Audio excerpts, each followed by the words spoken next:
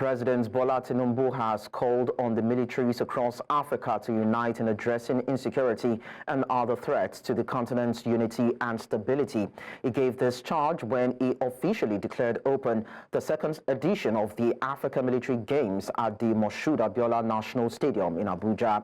Tinubu, represented at the event by Vice President Kashim Shettima, described the event as a historic platform to foster unity, camaraderie, and military cooperation across the continent. The Games, with the theme Enhancing Military Cooperation in Africa Through Sports, marks a revival of the tradition initiated over 20 years ago in Nairobi, Kenya. The president reasoned that no single nation can tackle its security challenges alone. But I'll tell you that the Nigerian Senate has praised the military for their swift response to Lakurawa terrorist attacks in Kebbi State and parts of the Northwest. Lawmakers urged the military to partner with local communities to establish early warning systems and prevent future incursions. During Wednesday's plenary, Senator Abdullahi Yahaya, representing Kebbi North, sponsored a motion highlighting the threat of Lakurawa's expanding operations. Senators warned that failure to act decisively could destabilize other parts of northern Nigeria. Senate President Godswill Akpabio emphasized the importance of collaboration between citizens and security agencies to curb terrorism and maintain national stability. The chamber called for continued vigilance in the affected areas. For bringing this motion, and this is the way it starts.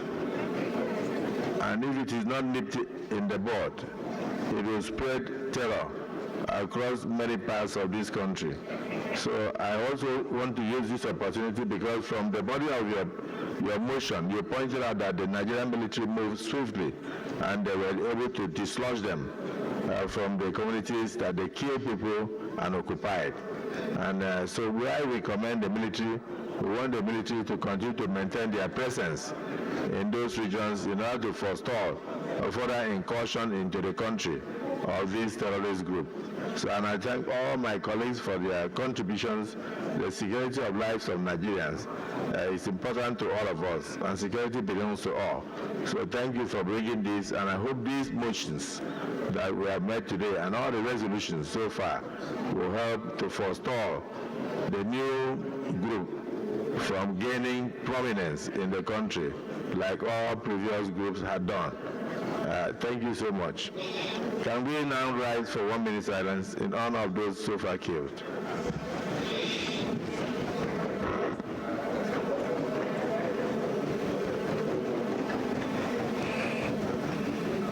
On urgent need for the federal government to take stringent measures to stop the infiltration of a group of violent terrorists known as Lakurawa from entrenching themselves in some northwestern parts of Sokoto and Kebbi states. Senate is aware that a group of terrorists from neighboring Burkina Faso and Mali, known as Lakurawa, has infiltrated the country through the Nigeria-Niger border at Ilela, Tangaza, Silami local government areas of the Sokoto state, and are there. And from there, attacking communities in Augi and Ariwa local governments in Kebbi state. Senate recalls that this violent gang of terrorists had raided and dispossessed these communities prior to the large-scale invasion of Mera, a village in Augi local government, on November 8, 2024, killing more than 20 people and fleeing with their livestock amounting to hundreds of millions of naira. Senate is aware that Kebbi State government promptly responded by sending a delegation with relief materials to the affected villages and assistance to families of the deceased. If you recall that banditry started in Zamfara State, and about 9 years ago, nobody thought that it would spread to neighboring states. But we didn't take immediate measures to arrest the situation. And gradually, it spread to neighboring states of Sokoto, Zamfara, Katsina, Kaduna, and even beyond, even Niger State. So this Lakurawa movement is a terrorist movement They came from Mali. They control the whole of northern Mali. Let's stay with the Parliament, where the Senate has removed the chairman of the Code of Conduct Tribunal, Danladi Umar, over alleged gross misconduct. This decision was made pursuant to Section 157, subsection 1 of the Constitution of the Federal Republic of Nigeria, 1999, as amended, which empowers the Senate to remove key public officials following due process. The sacking followed a closed-door session lasting over 1.5 hours. Upon resumption of plenary, the Senate announced that more than 84 lawmakers supported the decision. The motion leading to Umar's removal was sponsored by the Senate leader, Okpeyemi Bamidele, who highlighted the pivotal role of the CCT in maintaining high standards of morality and accountability in government. Accordingly, Mr. President and distinguished colleagues, the Senate resolves to invoke and activate the constitutional provision as enshrined in Section 157, subsection 1, by forwarding an address supported by 2/3 majority of the Senate, which shall be acted upon by Mr. President for the official removal from office of Mr. Yakubu Danladi Umar as the chairman of the Code of Conduct Tribunal. Mr. President, is there any senator who is opposed to the removal from office of Mr. Danladi Umar as chairman of the Code of Conduct Tribunal for acts unbecoming of the holder of such office?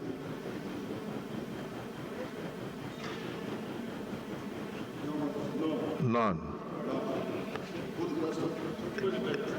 Is it the view of the Senate?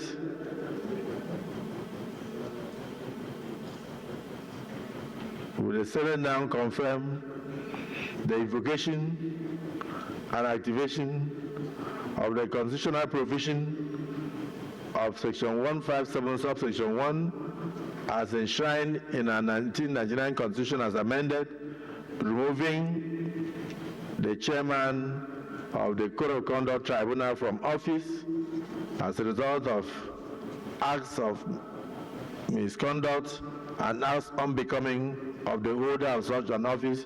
Those in support of this motion say aye. Aye. Those against say nay. The ayes have it. Now to discuss this from the legal perspective, we are being joined live in our studio by a legal practitioner, Kabir Akinbolu. Mr. Akinbolu, thank you so much for coming to our studio. It's a pleasure for having me on the program. So first, let's understand the position of the law as regards the Constitution. There have been arguments for and against if the Senate has the power to actually remove the CCT chairman. So what is the Constitution saying as regards the power of the Red Chamber in this regards? Well, let me tell you. Straight away, Section 157 sub 1 said the holder of the office to which Section 157(2) applies shall be removed from office by an address supported by 2/3 majority of the Senate, you understand, and, addressed to the President, that the holder of such office, is no longer competent to hold such office for misconduct and acts unbecoming of the holder of such office. And subsection 2 of 157 says the people to whom this section apply are the Federal Character Commission member or their chairman, the INEC chairman and its members, Police Service Commission and its members, Federal Judicial Service Commission and its members, Federal Judicial Council and its members, and some other parastatal rules, Revenue Mobilization, Allocation and Fiscal Commission, and so on and so forth. Those people, they stand removed if they are not just those who are occupying those posts. They are not just there. They are posts that has what they call statutory flavor. You can't just fire them. Even the president cannot just fire them. Though is the appointer. Do you understand? So that would mean that the procedure was not duly followed. Now this is this. The procedure, the votes by the National Assembly is inchoate. They have voted. It's like a suggestion or a proposal to the president to now assent that, okay, I hereby remove him. Okay. Senate cannot remove him. Okay. The provision is dependent on the action of the president to give effect to that motion or resolution on the floor of the House. So, but it will sound ludicrous that when 2/3 of the House, more than 2/3, because 2/3 of the House will give all like 72 or thereabout, we have 84. All the people that are present, all the senators that were present, they voted in support of the removal of the chairman of the Code of Conduct. So it will be a bit ludicrous, you know, or preposterous to common sensical reasoning for the president to now say, no, I want to keep him. It will mean that the president has some other ulterior motive for keeping him if the senators who also sanction his appointment. You understand? But you know that, you know, we are in a democratic setting, there are rooms for checks and balances. So if the president feels like there are no cogent reasons for him to be removed, he probably might still want to come out to say that, you know, these should be reviewed. Yes, you see, the Constitution has made provision for it, that 2/3. Any resolution that is 2/3, even in the making of law or bill, once a bill is made and passed by both the House of Reps and the House of Senate, or the upper chamber and the lower chambers of the National Assembly, if the bill has been passed to law, they need to send it to the president for his assent, where by simple majority it will go, the bill will succeed. But when the president feels that, like you have said, that, oh, for checks and balances, this is you are overreaching me, or some things are not going the way I don't agree with the act or bill, he may withhold his assent. Then he will send it back to the Senate. They will now vote 2/3. Once they get 2/3, they will override the assent of the president, and it becomes the law without his assent. So in this circumstance, they have already gotten more than 2/3. So the president will seem to have no option here. He just have to sanction the resolution at once, and Danladi stands removed. Okay, so then how should the Senate's concerns about Umar's alleged absenteeism and the ongoing investigations as regards his misconduct, how do you think this will pan out for him? Because it's one thing to lay allegations against a person, it's another thing to prove it and be sure that the evidence presented against this person are valid. Yeah, you see, the whole essence of fair hearing is about fair hearing. Now, there are allegations against him. The law presumes, under Section 36 of 6, he is presumed to be innocent until the contrary is proved. This is the law. However, the whole essence of fair hearing stops at the point where you are given the opportunity and privilege to come and present your own side of the case. You understand? And you fail to take advantage of that opportunity. You fail to show up, you fail to make representation or argument in advance, whether through a lawyer. He may even send his lawyer if he does not want to come to say, oh, this is what our claim feels, these are his defenses. But for you to just keep quiet, they say silence makes yes. So it means that all the allegations might have been true after all, because you fail to say, no, I am not guilty at all. The only sense of fair hearing started from God and Adam. When God created Adam and Eve in the Garden of Eden, when they offended, they don't do this. When they did that thing, he called them. Adam, did I not say you should not do this? Why did you do it? He gave them fair hearing. So since then, we have been following it. The Senate have followed the due process by inviting him, and he has shown the invitation a lot of times. So before I let you go, now the question has always been around the legitimacy of the authority of the Code of Conduct Tribunal and the issue around public accountability. Would you call to question the CCT under his watch? Yeah, you see, yes, I will, because there are a lot of misconducts leveled against him. There are a lot of mess. You understand? Some of them are unprintable, some of them are unspeakable, some of them are, they are very, very, obnoxious. However, he remained in the office because the president then wanted him, and now when the government has changed now, they want to do things differently, and they are saying, okay, come, we don't want to say you are guilty of all this. Please, can you come and explain all of this? Are they true? Are they lying against you? But you refuse to show up. So nobody will be able to defend him. Even if he goes to court at this point in time, it will be like, wasting of time, because you were given that opportunity, you never utilized it. So it's like if you are saying, well, anything you say, they say, I did them. Go and do your worst. Well, I guess that's the power and the beauty of a democratic setting. Thank you so much, Kabir Akingbolu, legal practitioner, for talking to us. It's a pleasure. Let's move on now. The Arawa Consultative Forum has expressed alarm over worsening socio-economic conditions in northern Nigeria under President Bola Tinubu's administration, describing the region as under siege. At a meeting in Kaduna, ACF Chairman Maman Mike Osuman criticized the administration's economic policies, warning that without urgent reforms, both the north and the nation face grave risks. The forum urged northern stakeholders and elected officials to prioritize addressing insecurity, economic hardships, and environmental challenges. It also pledged to support leaders committed to these issues in the 2027 elections. The ACF called on the government to adopt inclusive and equitable policies for sustainable development across all regions of Nigeria. It is not in doubt that the North is currently under siege. Our dear region is not only being viciously attacked by bandits, terrorists, and kidnappers, but by sinister devices like disproportionate considerations and inequitable political treatments. I do admit that some policies of the current administrations are repugnant and adverse to our interests as a region.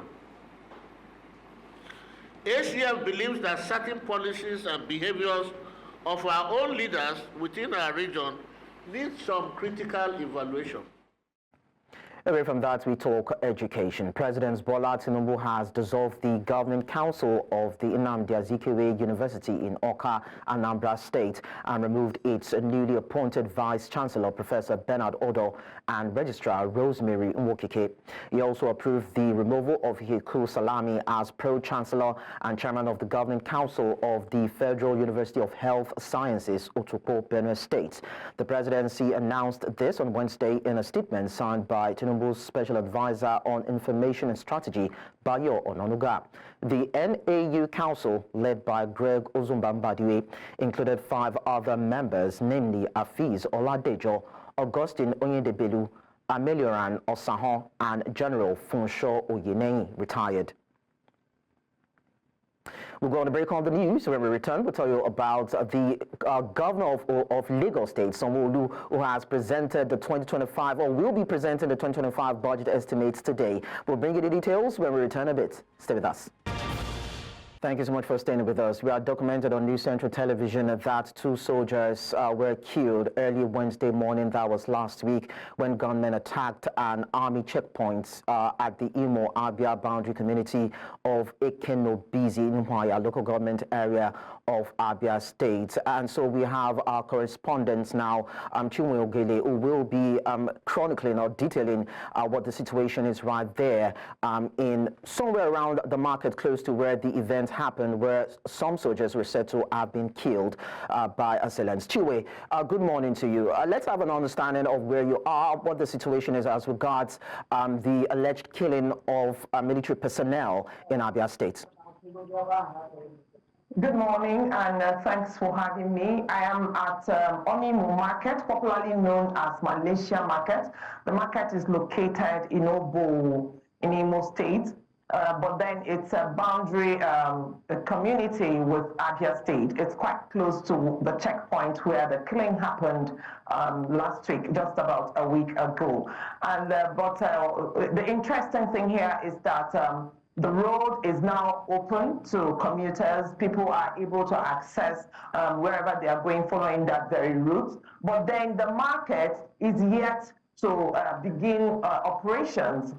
Traders are still not allowed to open. In fact, they said that yesterday some military officers came and told them not to open until further notice. So for 1 week, this market has been shut down. No commercial activity happening anywhere in the market, and the people have been complaining. I have here with me Mrs. Ifoma, who is also a trader in the market. You know, she's been complaining about her predicament since the market was closed. Madam, please, can you tell us, Gwani Otu, here? Kemgbe 1 week now. Yesterday gara aga 1 week ya. Eziokwu ka m na-agwa gị, mụnwa na-ere tomatoes n'ime ahịa ma ose ma onions. Ha niile emebisechala kemgbe ahịhịa ahụ mere. Ha niile emebisechala. Oke echi gara aga asịgwa onye ọbụla ngwa pụta tụwanụ. Anya m apụtakwa gaa shigba isi Nweke atara m ahụhụ. Ma ụzọ gị isi Nweke gaa Ọbani market gaa buru ngwa ahịa lọfeta ebe a. Keke nara m oke ọnụ na-espendicha ego niile zụọ ngwa ahịa bịakwa ị na-ahọchi tomatoes. Adịke that kind ebe 2 o'clock asị onye ọbụla ngwa bịa meju n'ime ahịa so onye ọbụla ngwa pụshanụ na ụmụ maketi till further notice. In fact, kemgbe echi obi adịghị m mma. Afọ ka m dege onwe ihe ụmụ m na-eri onweghị no nothing onwe ihe nwere n'ụlọ. Ngwa ahịa m nọ n'ime ahịa na-emebishi. Ife na abịara m ugbu a ka m bụrụ 2 tomato mara ebe m na-aga ka m gaa retetu ego ama m ihe m na-eme. Ike agwụla m. Thank you. Okay, her complaint is that she deals in perishable goods. She sells tomatoes and peppers, and she's tried to restock yesterday following the opening of the road.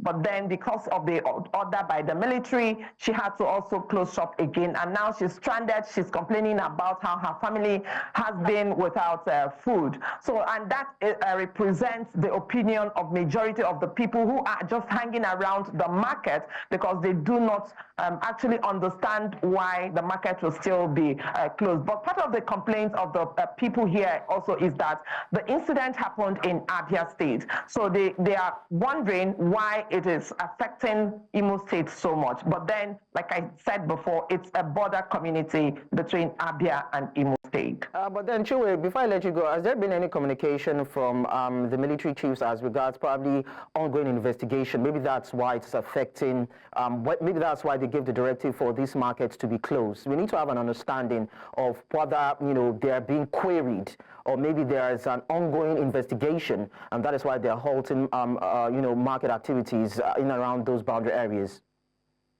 Well, the much I know about that is that yesterday, the military hierarchy in the zone, we understand, even though it didn't involve the media, but we later got to know that he was in the state.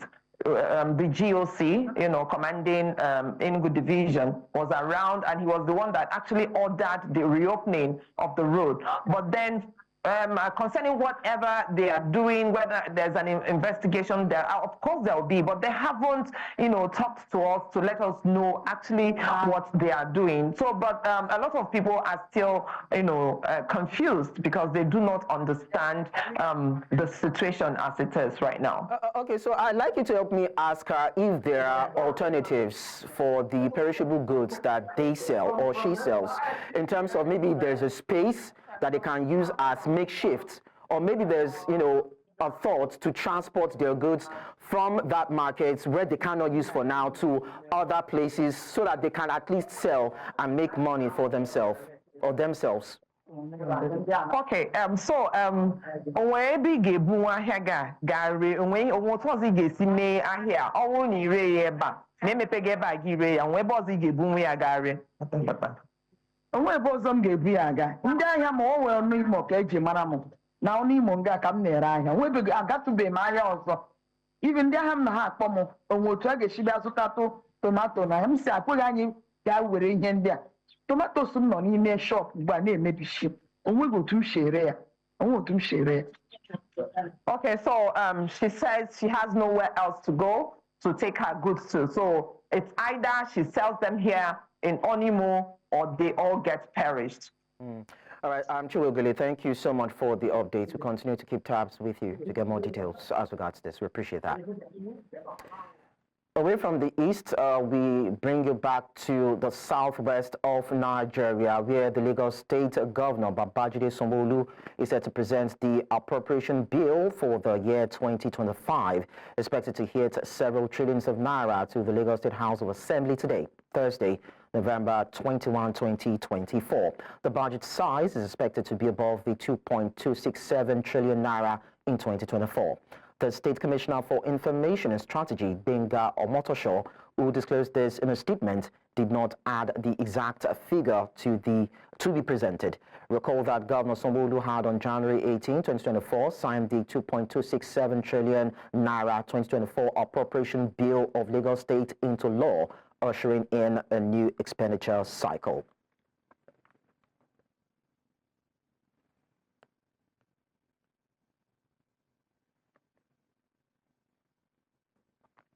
Let's talk about security. A total of 2 fabricated AK-47 rifles, 1 AK-47 magazine, another AK-47 rifle, 16 rounds of 7.62mm special, 4 motorcycles, and 2 knives have been recovered from suspected gun runners in Jos South local government area of Plateau State.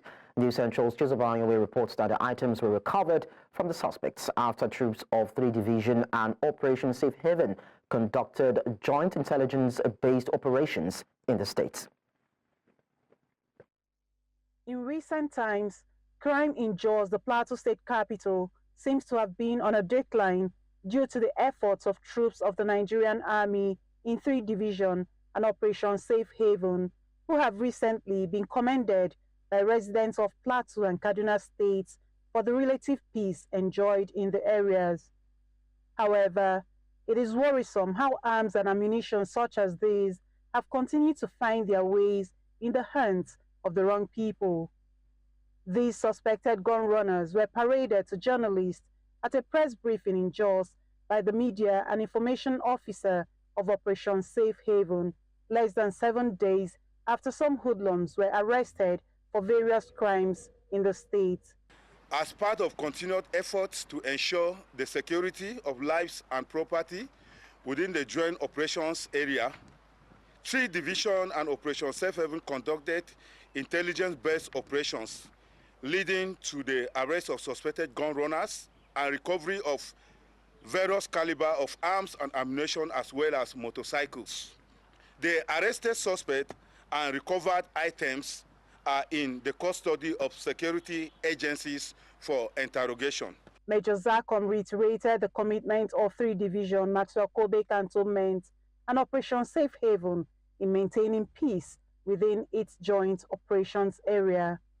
3 Division and Operation Safe Haven is totally committed to ensuring the security of lives and property within the joint operation area in line with its operational mandates.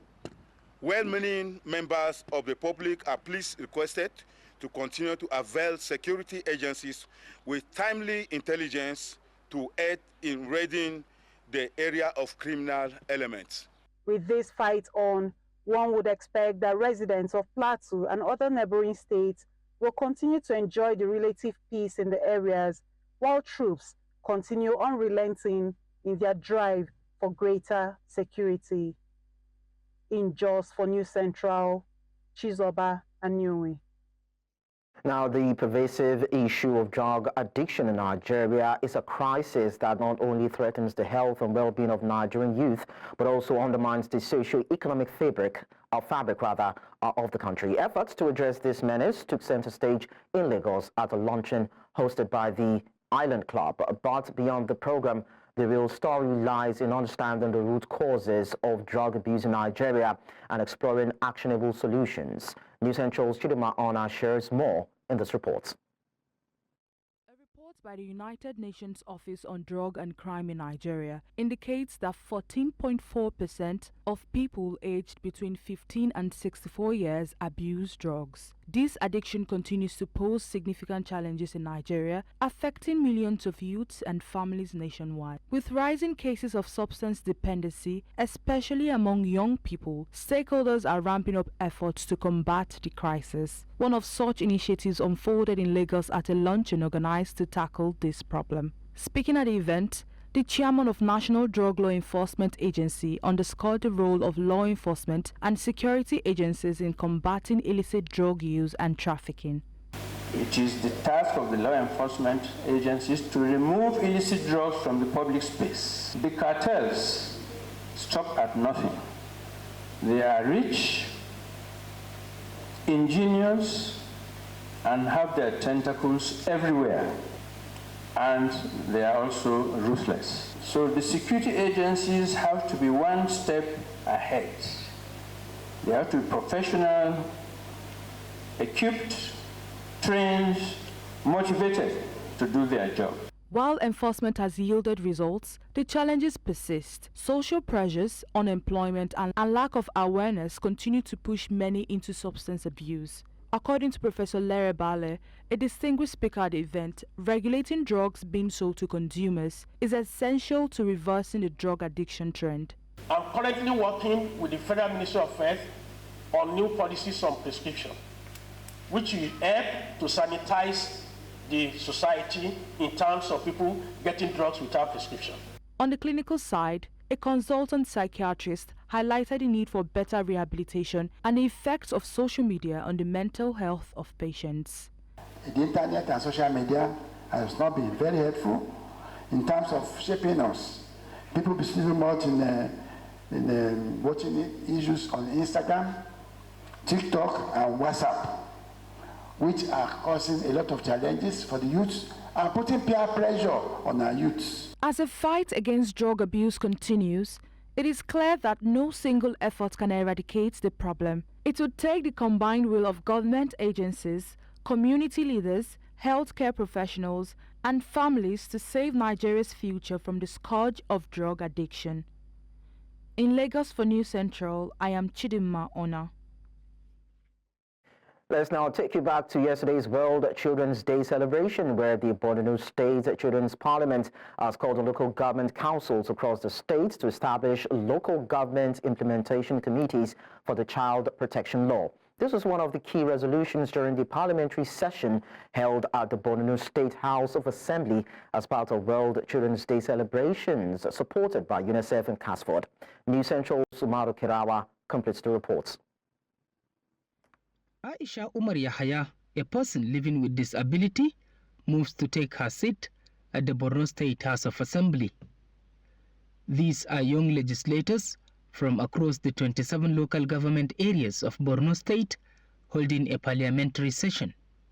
They emphasize the need for enhanced protection and welfare of children in the region. Parliament resolve as follow. 1. Urge the Borno State government to prioritize establishment of additional special schools to ensure inclusive and quality education for children with disabilities. Expand the special school in Bulumkutu by increasing its capacity and infrastructure. Call on the Borno State government to intensify sensitization campaigns on the child protection law, emphasizing that ignorance of the law is not an excuse. Members of the Children's Parliament stress the importance of local government involvement in child protection efforts, particularly in rural areas where children are often most vulnerable to exploitation, abuse, and neglect. Together, let us build a society where children can learn, grow, and succeed. I so submit, Madam Speaker. Parliament is worried that despite the legal framework, incidents of child abuse, neglect, and exploitation remain alarmingly high, with little evidence of arrest or prosecutions to deter offenders. They argued that local government councils are best positioned to implement community-based child welfare programs and to monitor the conditions of children in their respective areas. With the theme of the commemoration, listen to the future, stand up for children's rights. As this House continues to stand up for children's rights, you have an ally, UNICEF. We are always ready to work with the Borno State government and all stakeholders to improve the well-being of children. Our happiness is with people like you here now. The future of Parliament or democracy in Nigeria is assured. The 5th Parliament of the Borno State Children hope for the full implementation of the Borno State Children's Protection Law to address out of school, among other challenges faced by children. In Maiduguri for News Central, Umar Lakurawa. Beautiful to see young minds champion the cause of children and, of course, their rights in this regard. Lovely, I must say. Let's move on now. Nigeria is making significant strides towards addressing environmental concerns while turning waste into wealth. The country's innovative approach to waste management is not only reducing pollution, but also combating climate change, with a particular focus on methane reduction. News Central's Bettina Nwili reports. Nigeria is leading the way with a transformative solution to both waste management and climate change. With a growing population and increasing waste generation, the country has turned its abundant waste resources to create cleaner, more sustainable alternatives. At the heart of this initiative is methane reduction, a critical issue currently being discussed at the COP29 summit. As you know, Lagos is already blazing that trail under the Global Methane Pledge, which Nigeria signed to in Dubai, so many in 2021. Lagos is the jurisdictional hub for that because the emphasis is the waste, which we have a lot of organic waste, that instead of you looking at the option of incineration, which is like wasting it and causing environmental damage, why don't you harness it and use it for vital purpose and even attract climate finance? Methane, a potent greenhouse gas, is primarily emitted by landfills and waste dumps. While some experts recommend incinerators as a solution, others hold a differing view.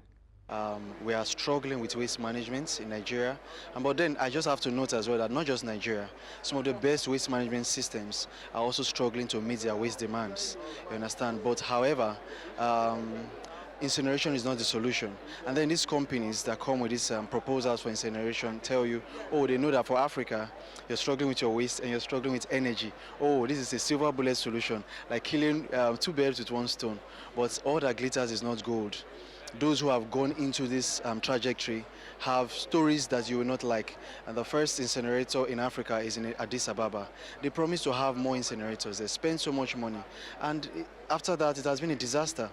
We could learn from that and not go into that anymore. It's a waste of money, it's a waste of resources, and it even takes away jobs. We have waste pickers who need jobs. And then when we speak about zero waste solutions, composting, this provides jobs for people, incomes for people. An incinerator does not. Some cities have been found to go into debts because they have an incinerator. Although transitioning from oil dependence to waste-based energy will not happen overnight, Nigeria has the potential to develop a robust waste-to-wealth economy. In Azerbaijan, for News Central, I am Bettina Nwili.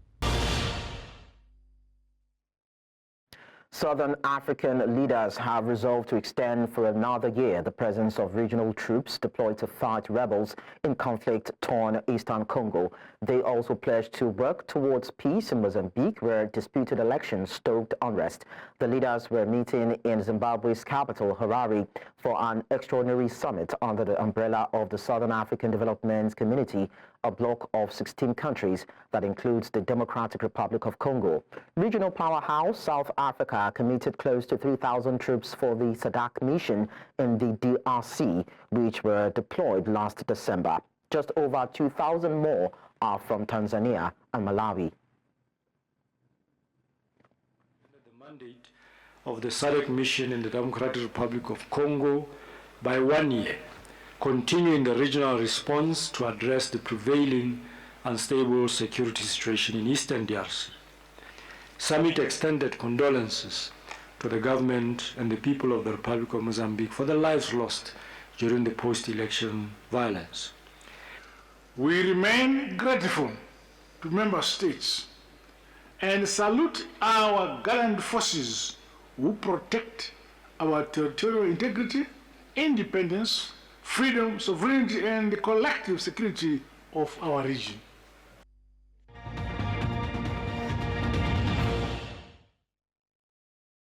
Away from the shores of Africa, I will tell you that Brazil has pledged to play a strong role as host of COP30, focusing on climate issues like deforestation and fossil fuel agreements. Speaking at COP29 in Azerbaijan, Brazil climate envoy Anatoni confirmed that Brazil will champion a phase-out of fossil fuels, despite being Latin America's largest oil producer.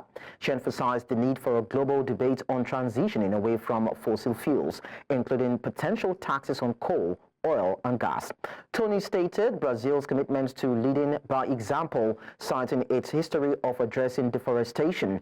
COP30 will follow COP29 in Azerbaijan and COP28 in the United Arab Emirates, countries expanding fossil fuel production. Meanwhile, critics argue such hosts undermine climate goals, but Tony insists Brazil will push global cooperation to meet these critical challenges.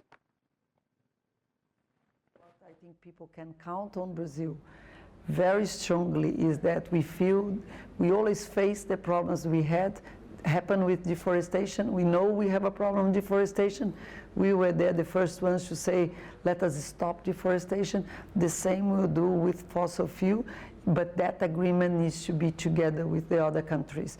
And Brazil will play a very, very strong role on pushing together other countries to do so. And this will be something. So we don't have anything to prove to anybody. We know we want to continue leading by example. We don't know of any other emerging country that has such ambitious targets, and we'll do our best to bring everybody along.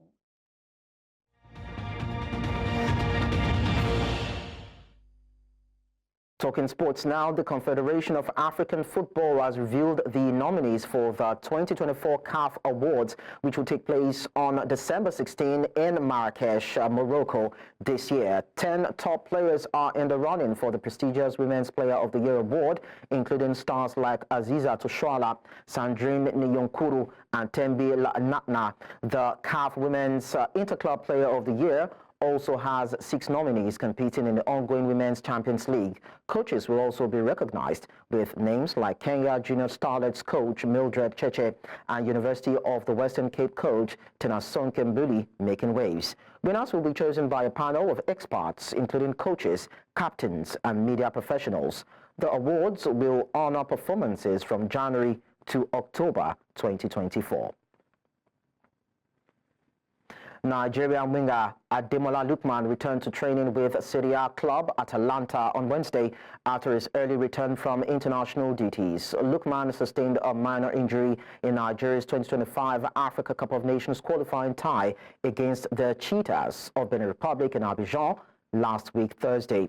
The 27-year-old missed the Super Eagles' home clash with the Amavubi of Rwanda on Monday, in which the Super Eagles lost by 2-1. The winger, who was involved in light workouts at the club's training center, is in contention to face Parma on Saturday. Lookman has been in fine form for Atalanta this season, scoring 8 goals and providing 5 assists in 14 appearances across all competitions. And that's all at this hour, but before we go, we look at our top stories again. Tinubu opened 2024 Africa Military Games and urged African militaries to unite against insecurity. Governor Sanwo-Olu has presented 2025 budget estimates. Southern African leaders met to discuss post-election turmoil in Mozambique. You can watch News Central live on DSTV channel 422, Star Times channel 274, Avo TV, and YouTube. Many thanks for being part of our news. I am Lekon Onabanjo.